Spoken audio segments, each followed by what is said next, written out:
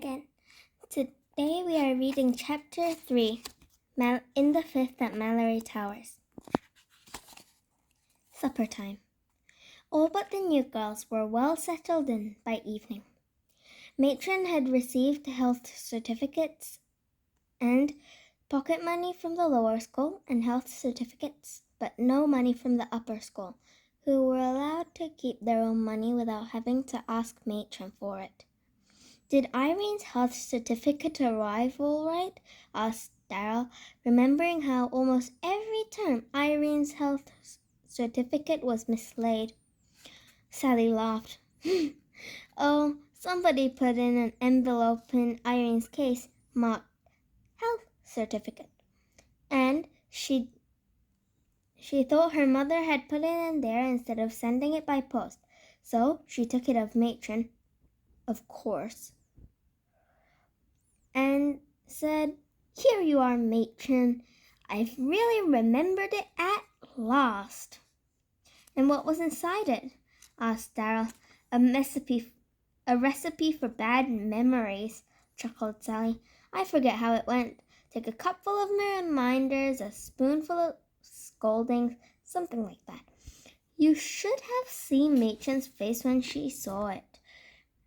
Irene was dumbfounded. Of course, she would be. However, it didn't matter because Matron had got her certificate by post. "Irene's such a scatterbrain for all her cleverness," said Alicia. "So is Belinda. There must be something about art and music that makes people with those gifts perfectly idiotic over ordinary things. If Irene can lose something, she does. And if Belinda can forget something, she forgets it. Do you remember how she once came to breakfast once without her blouse on?" "There's the gong for supper," said Darryl thankfully. "I'm awfully hungry. Hope there's a super supper as usual. We always have such a good one on the first night. I'm glad I don't have to fuss over Felicity this time. She's not a new girl anymore. She can stand on her own feet." They went down to the big dining room to supper. Sally absent-mindedly walked towards the fourth form table, and Darryl pulled her back. "Idiot! Do you want to sit with those kids?" she hissed. "Here's the fifth form table." They took their places and saw 3 new girls already there, 2 old fifth formers and 1 new girl. Catherine and Miora nodded at them, and Catherine gave them a beaming smile. Miora didn't. She was tight-lipped and looked as if the cares of the whole school rested on her shoulders. The new girl, Maureen, smiled at them brightly. She was a fluffy, rather untidy-looking girl, with a big mouth, a large nose, and rather uneven teeth that stuck out a little and made her look rabbity. "I'm Maureen Little," she said in a light, friendly voice. "I hope you won't mind having me at Malory Towers." She gave a little giggle. "Why should we?" asked Darryl, surprised. "We heard your old school closed down. That was bad luck." "Yes," said Maureen, looking pensive. "It was such a marvelous school, too. You should have seen the playing fields. And we had 2 swimming pools, and we were allowed to keep our own pets." "Well, I expect you'll find Malory Towers isn't too bad," said Alicia, joining in. "Oh, yes," said the girl, smiling again and showing her rabbit teeth. "I'm sure it's wonderful. That's why my mother chose it. She said it was next to Maisley Manor. That was my old school. You know, Malory Towers was the best." "Dear me, that was nice of her," said Alicia in her smooth voice. "I don't seem to have heard of Maisley Manor. Or was it the school whose girls always failed in the school cert?" Maureen flushed, "Oh, no," she said. "It couldn't have been. Why, quite half of us passed. I passed it myself." "Very clever of you," said Alicia, and Darrell nudged her. What a pity for Maureen to get on Alicia's wrong side so soon. She was just the type that irritated the sharp-tongued Alicia. Alicia winked at Darrell, but Darrell frowned. It wasn't fair to tease a new girl so soon. Give her a chance. But Maureen didn't give herself a chance. "I must be friendly. I must impress these girls." So she chattered away in a light, airy voice, and didn't seem to realize that new girls should be seen and not heard. It was only when the others very pointedly began to talk to one another, turning away from her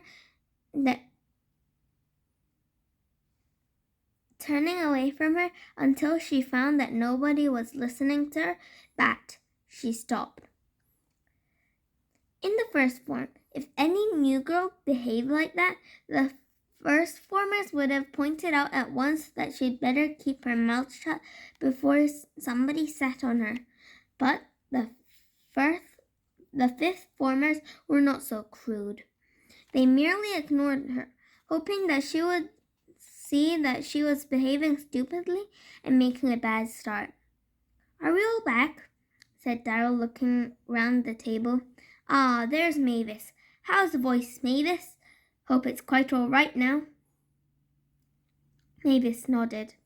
She had a beautiful voice, which she had lost for a few terms, but which now was back in all its beauty. She looked happy. "And there's Mary Lou, and Daphne, and Ruth. Hello, Ruth. How's your twin?" "All right. You know she's been left down in the fourth form," said Ruth. "It will be queer without her. I've always had her, no matter what school or form I've been in. I hope she won't miss me too much." "Oh, she'll soon find someone else to look after and speak up for, just as she used to for you," said Alicia. "You are her little shadow, Ruth. Now this term we'll be able to see what you're really like yourself. We didn't know before." "Oh," put in Maureen, "is Ruth a twin? There were twins at my old school, and they were so... Well, it simply wasn't done for a new girl to speak out of turn like this." And to Maureen's surprise,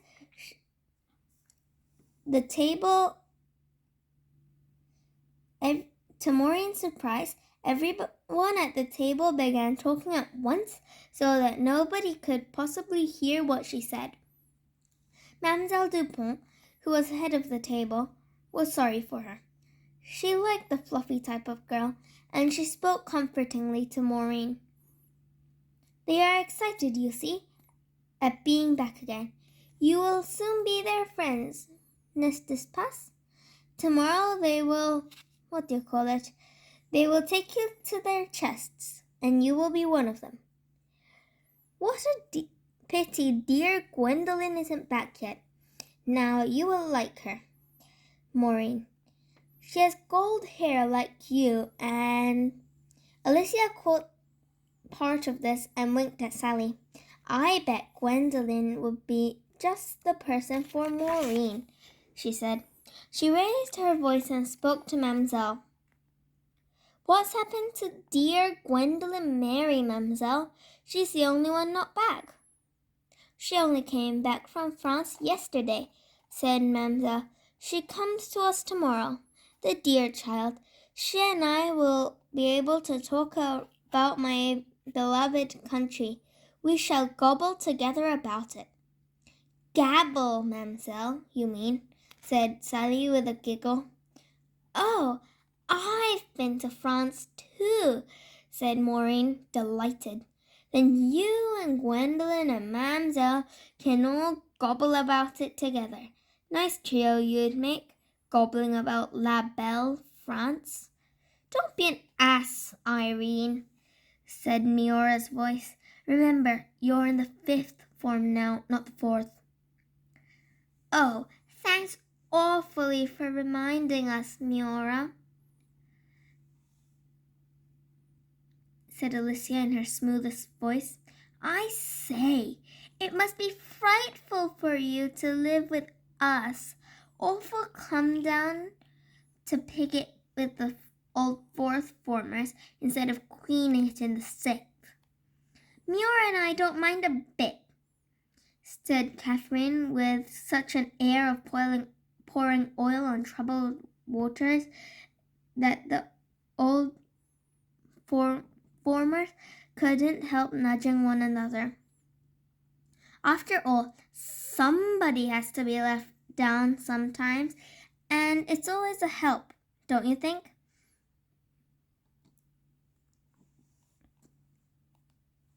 When an old member of the 4th form can help new ones carry on the tradition. Ah, très splendid, said Mademoiselle. Very well said, Catherine. But nobody else thought so. Hypocrite, muttered Alicia to Irene. Who wants Catherine to help us? She couldn't teach a cat to drink milk. Gosh, if she's going to be as pea as that, I shall resign from the 5th and go up into the 6th. Irene did one of her explosive snorts, and Catherine looked astonished. Do tell us the joke, she said with a beaming smile. Joke over, said Alicia with an also beaming smile. Darryl winked at Sally. It was easy to see that there would be some fun this term. That term. She glanced at Moira, who was frowning glumly. Want to collect a few more scowls for a notebook, Belinda? Said Darryl softly. Belinda glanced at Moira too, and nodded. She had pursued Gwendolyn for a whole term, collecting her scowls, drawing them one after another in what the girl came to call her Gwendolyn collection. Now here was another person with a wonderful selection of scowls for Belinda. Bill and Clarissa were happily talking horses together, unheedful of anybody else at the table. I wonder they don't whinny to each other, said Alicia, exasperated. Bill, Clarissa, do you think you're at the stable still? Oh, sorry, said Clarissa, looking round with shining green eyes. I forgot where I was for a moment, but it's so nice to be back with Bill again and talk horses. Ah, this horse talk!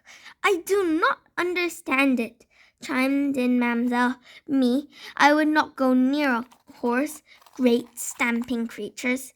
You really must come and let Thunder take a lump of sugar from the palm of your hand one day, said Bill with an impish grin. Will you, Mademoiselle? Mademoiselle gave a small squeal. Always you say that to me, Bill. It is not kind. I will not let your great horse tread on my foot with its paws.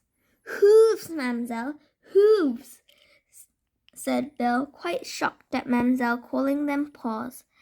Shaking its hair all over me, went on Mademoiselle, conjuring up a fearsome creature of a stamping, head-shaking, rearing creature. Shaking its mane, corrected Bill. Oh, Mademoiselle, you're awful about horses. I shall drag you to Thunder and give you a lesson on all his different parts. This horrible Bill, said Mademoiselle, turning her eyes up to the ceiling. Why must I teach her French when all she wants to learn about is horses? Why do you laugh, girls? I would not make a joke about so serious a thing. Oh, it's good to be back again, isn't it? Said Darryl to Sally. I never laugh anywhere like I do at school. Never.